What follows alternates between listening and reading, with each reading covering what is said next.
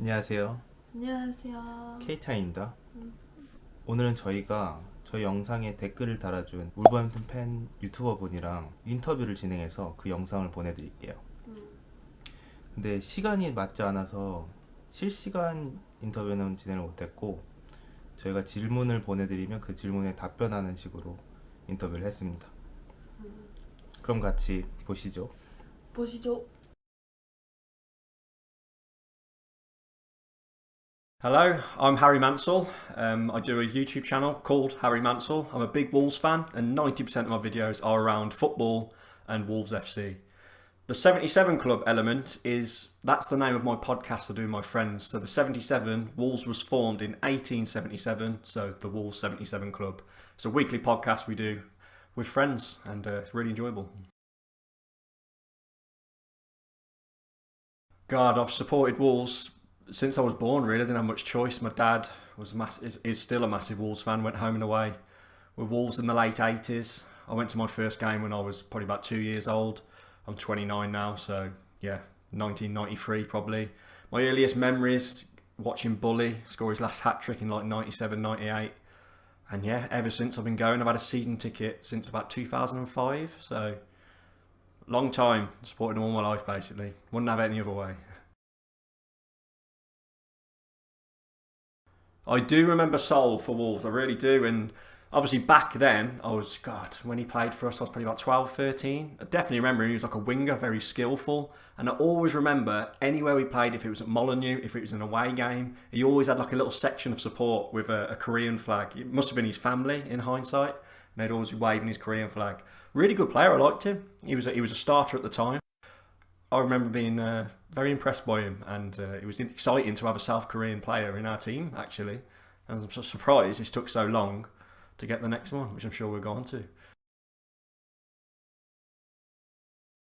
So initially the rumours for Hwang signing for Wolves was when Nuno was managed, but apparently, if the rumours are true, Nuno didn't want him, so that fell through.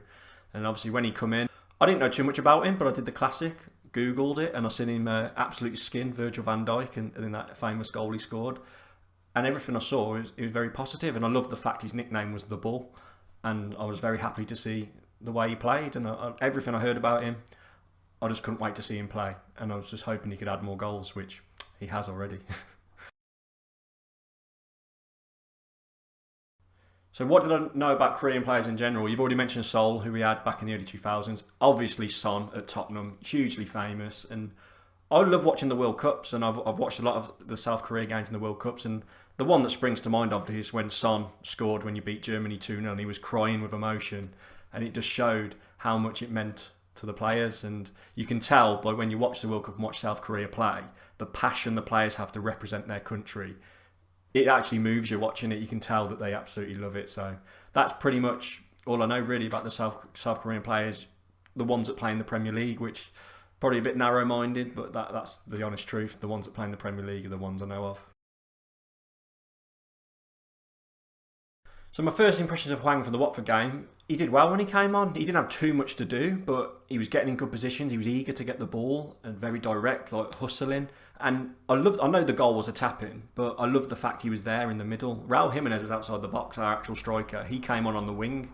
So that's a really good sign that he was there in the 6-yard box, ready to pounce and get tap-ins. And if he can keep doing that and keep getting in the positions, he's going to get a lot of goals for us, I think. So very happy from what I've seen so far, and let's make it continue, please. How do I think Hwang will do? Well, first of all, if he becomes a starter, I think he'll do well. But he's got a tough task ahead of him to get into the starting lineups. We've got many players in his positions, but from the off, he looks good. I think he'll do well. If he gets a run in the team, I think he'll get goals. I think he'll get assists. And he seems like the type of player, just from the little I've seen of him, he'll give his all. So I really do think he'll do well. And I hope he does. And I hope he settles in well, which in this short period we've seen, it looks like he has. So fingers crossed, goals and assists, please. Yeah, so Traore, Raul, and I'd probably say at the moment is Trincao, who are the main three up front and on the wings. But I don't see why they can't get in, because Podence and Hwang come on against Watford, completely changed the game. We've also got Pedro Neto to come back from injury, so we've got so many players in those areas, and I think that's healthy, that there's competition for places. And I do think if Hwang, Podence keep coming on and doing well, they will be starters. Raul's also been very quiet. I know Fabio Silva's his backup striker, but why not try Hwang in the middle? He showed he can get into the middle of the box and put the ball in the net. So I think Hwang, Prudence, I think they've all got a chance, if they play well, to be the starters. But I do agree, Traore and Raul are the main men. They're the two main ones, and I suppose it's who else? Everyone else is fighting for that spot. Trincao, Prudence and Hwang are probably fighting for the other spot, but we'll see. Whoever plays the best will get in the team. Yeah, so Bruno Lage, when he first came in, I was not happy. His resume wasn't the best.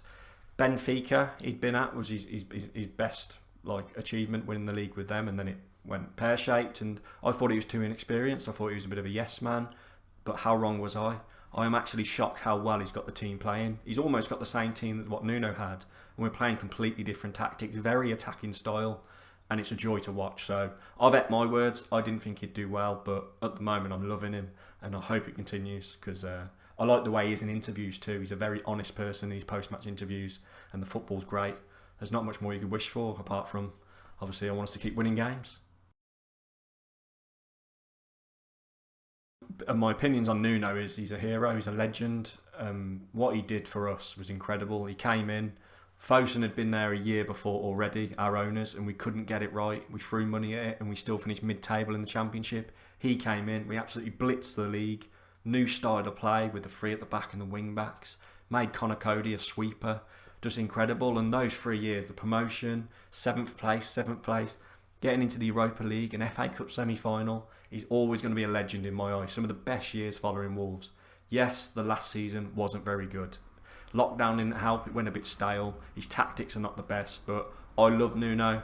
I've got nothing but good words to say about him. He's an absolute hero in my eyes. As for what do I think he'll do at Tottenham, won the first 3 games, obviously had a very bad loss against Crystal Palace. I think he'll struggle just because Tottenham are such a big team. They want to be attacking, but Nuno's tactics always are safety first, hit teams on the counter-attack. And I just don't know if that style is going to go down well with the Tottenham fans in the long term. So I wish him all the best. I think he'll do well to last more than a year. That's just my opinion. But good luck, Nuno. You're a Wolves legend.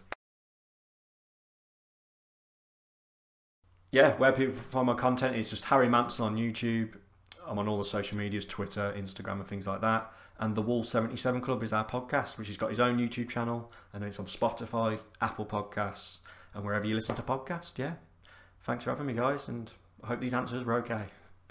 So, you want to say something?